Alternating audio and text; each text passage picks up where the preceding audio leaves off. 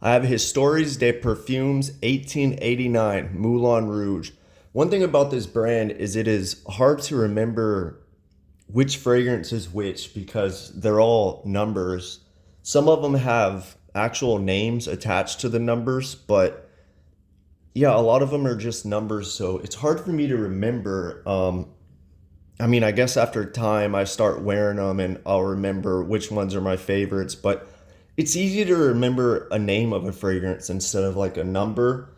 There's some other brands that do that too, but not a big issue. But I notice I have to sample these a lot to see which ones that I like, or I have to look at the notes. I can't really remember the names. But anyway, this fragrance is it's a like a vintagey, sweet iris patchouli, musky to me.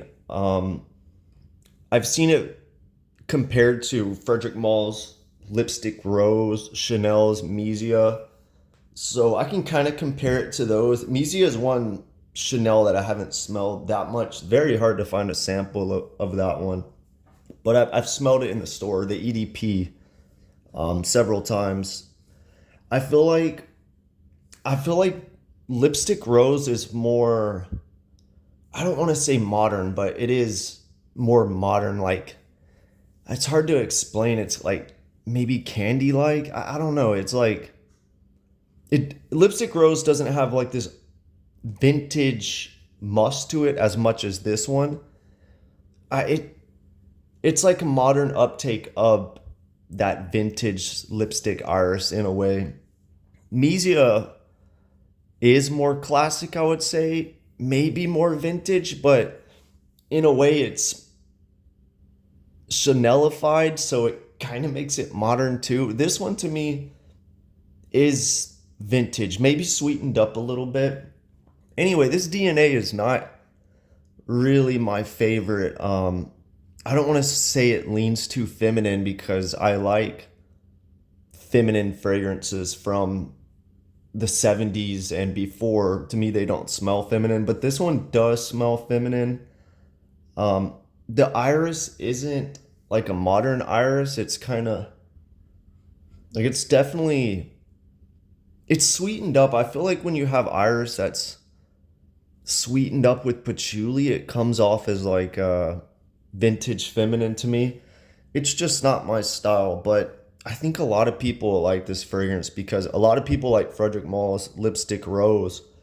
That's my least favorite Frederick Mall by far. I would say I just don't like it at all. But if you like that, you probably like this, especially if you like that style and more vintage fashion. But I do like Misia more than this, from what I remember. But I mean that Chanel's ridiculously priced. This is fair price compared to Chanel. But the notes in this, the top notes are plum, cinnamon, and tangerine. I don't get any tangerine in this.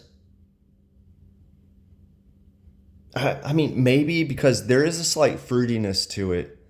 It's like a old school iris, musky patchouli with slight fruitiness. I don't want to say fruity patchouli because in a modern sense those smell different, but it kind of has that. I don't really get plum either. I'm sure it's in there because like I said it has a slight fruitiness. I don't get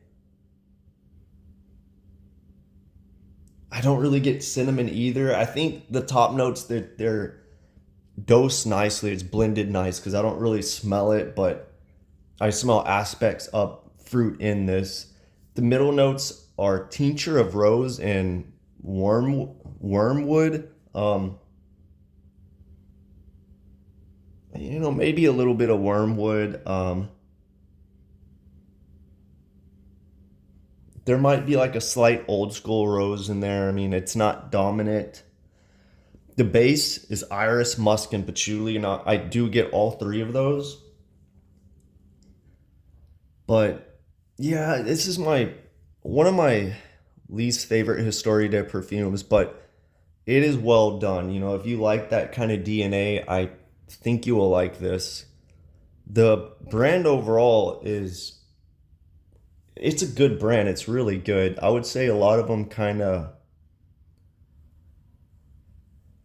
maybe I don't know why, but my brain's telling me a lot of them are kind of like ambery in a way, but in a good way, not like a strong amber wood or modern sense. Like they smell different.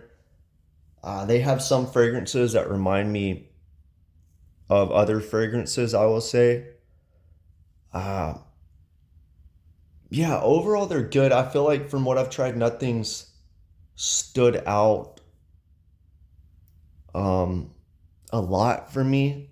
I mean, they have an amber one that reminds me of like a lot of other amber fragrances like Musk Ravager, Shalimar, Le Lion, or something like that. Um,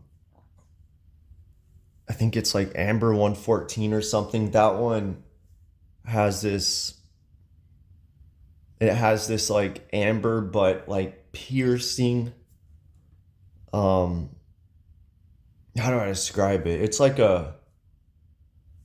a strong amber, but there's something piercing in it, like this powderiness, I will say. But overall, I like the brand. They have one that's like Terre de Hermes, kind of reminds me of that. They have a bunch of fresh blue style fragrances, but done really well. But yeah, I got a sample pack.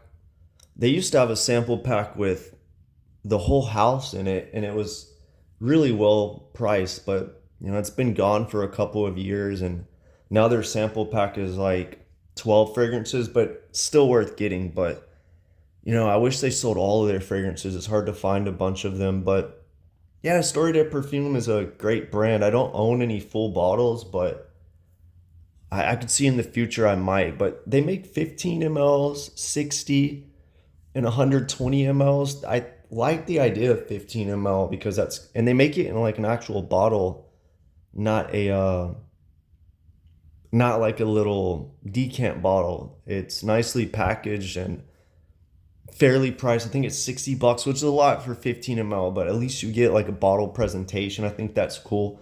The 60 ml it's like a bottle cut in half. I mean, I guess that's cool, but I don't like how it feels like half a bottle. Feels like I cut my bottle in half. And then 120 ml is kind of a lot. So yeah, I prefer I prefer 50 or 75 mLs, but yeah, overall good fragrance. Musky, irisy, patchouli, and vintage fashion with the tad of fruit in there, and that's really it.